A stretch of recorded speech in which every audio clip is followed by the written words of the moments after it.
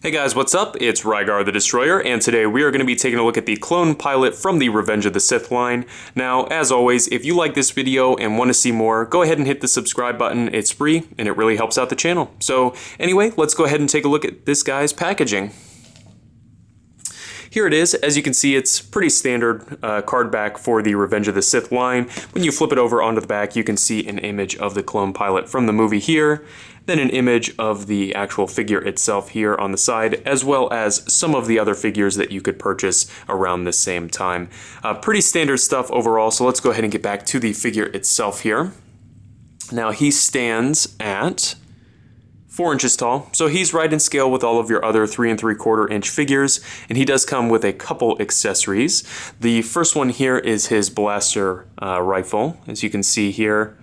No paintwork or anything on it, but it is nicely detailed and it does fit in his hands nicely, which is always important.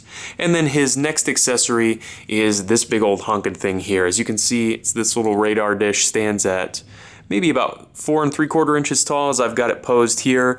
It's fairly nicely detailed and is a pretty nice pack-in, especially when you consider the price that these figures retailed at. Finally, it does have a little action feature, this little red piece here. You push the back here and it fires out, as you can see there. Pretty cool. Obviously, you know, I don't care too much for, like, you know, little kid toys and action features and stuff, but this is one that I think is well enough done that you can pose it in the back of your displays, you know, just as some kind of like, I don't know, fluff, I guess, for your display. It does look nice overall. Now, as far as the figure itself goes, you know, it's decent overall, I think, for what it's meant to do, but it's not like a figure to write home about, and we'll talk about that a little bit more here. In the head, he's got a huge ball peg, but it doesn't really want to move that much just because these little tubes are actually fixed to the helmet itself. So you don't get the greatest range of motion out of it, but you do get just a little bit there. He does have swivels in his shoulders, nice range of motion on those. It would have been nice to see an actual ball hinge in there, but for a pilot figure, you know, who's just going to sit in your ARC 170 or whatever, not a huge deal. He does have cut joint elbows, which, you know, nobody likes to see those on a figure, but they are mostly effective. A little irritating to use, but mostly effective.